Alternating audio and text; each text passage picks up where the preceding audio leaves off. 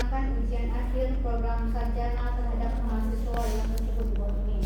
Nama Yaya Maifani, NIM 18 12 02 0008. Judul skripsi: pengembangan motorik kasar anak usia 5-6 tahun melalui permainan engklek di TK TWK Abdul Aziz Tengku Abdul Aziz Lambadalo, Kecamatan Batu Salam, Kabupaten Aceh Besar.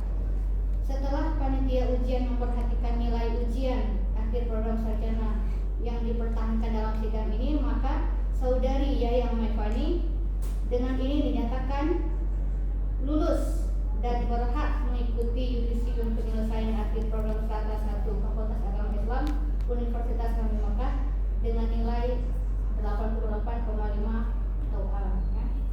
Istimewa ya. Banda Aceh 1 Juli 2022. Panitia ujian Ketua Nur Hayati MA, Sekretaris Prata Ayun MA, anggota 1 Zulfadli MA, dan anggota 2 M Syarif MA. Silakan duduk.